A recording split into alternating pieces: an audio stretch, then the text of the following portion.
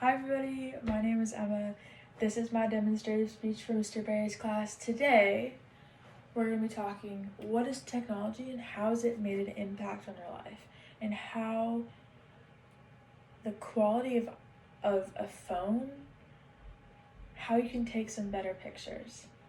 Technology over the years has impacted the way that we do school, the way social media is influenced, the way that it's controlled in our classrooms. You can control light, the sound of your cars, your security in your household, the ringing doorbells. There's so many ways that technology has impacted our life over the last couple years with our phones.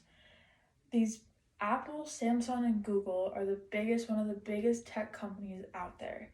They have come out with phones over the last 4 or 5 years that have had amazing things built into them. Recently, Apple came out with their iPhone 12 and it has 5G on it. Over the years, they've built amazing phones, but also amazing camera quality to go with it. There has been so many different things. I'm a photographer myself, and I have a $1,700 camera. And sometimes I have an iPhone 11, which I'm shooting on, and I have an iPhone 6S. But my iPhone 11 has portrait mode, and sometimes I can get better pictures of like up close and personal shots or different things better on my phone than I can on my camera. That just blows my mind. Google and Apple and Samsung have come out with these state-of-the-art cameras built in right to the thing that you use and you use every single day to do social media, to do Facebook, to shoot photos. Photographers sometimes even use just their phone to shoot pictures. So the 3 different things that I'm going to be teaching you of how to up your game for iPhone photography. This can be used on any phone, but I personally work with iPhones. That's what I use for my social media database. We're going to talk about 4 different points. 2 of them are back to back. One of them is a grid, a 3:3 ratio, an HDR, and what that means and what burst means. So those are the 4 points that I'll be discussing today. My first point covers grid and how that's used for our 3:3 ratio. The grid is something very accessible, so you can turn it on in settings. So you can go, I'm in settings right now, and you can scroll down and go to camera, and you can simply just turn on grid. So that's what you turn on, and you turn it on simply. And so when you open up your photos, so you open up your camera, it is gonna look like this.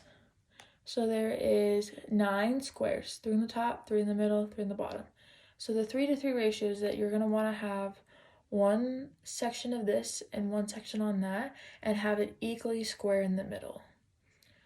So the grid helps you get that 3:3 ratio. Digital Photography School gives the rule of thirds, the image of breaking down the image into thirds, both horizontally and vertically, so that you have 9 equal parts.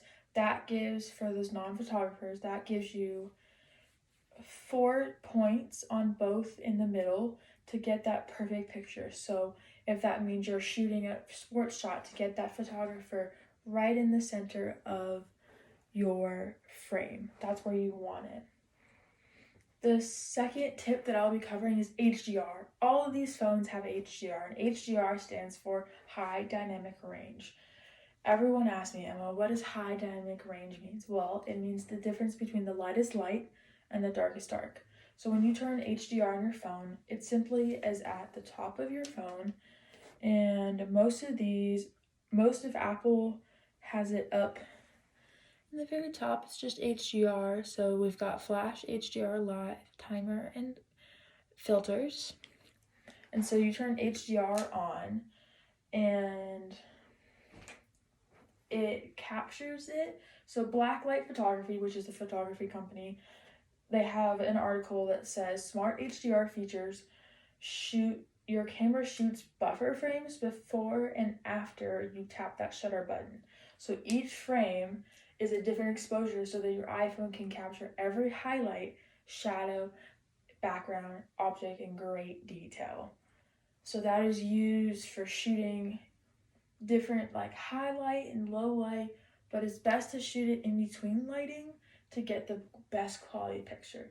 The third thing, the last thing I was talking about is burst. So if you're an iPhone user, you know that you can, on the old iPhones, you could hold down and you can hold it down and you'll get like a burst of photos. So the burst photos takes 10 frames per second, and which is often used to do sporting events, shooting fast animals, moving vehicles. Business Insider has an article that they talk about. So burst photos gives you the opportunity to click a button and have X amount of photos taken, so I can sit and pose and do different things to get those pictures.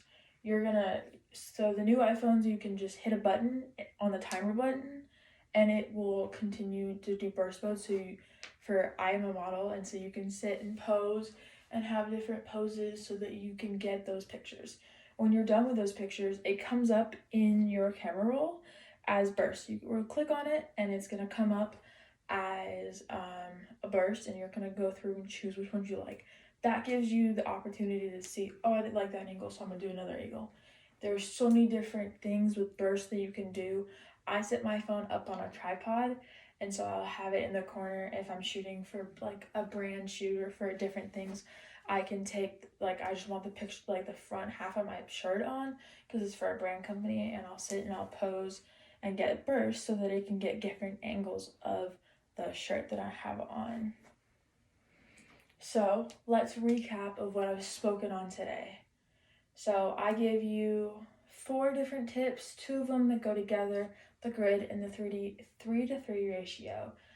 So grid is that you can get access to the 3:3 ratio, so you can have 9 full axle squares, horizontal and vertical. What is burst? So burst is so that you can take pictures easily, and HDR, high dynamic photos. So that is my 4 tips of how to get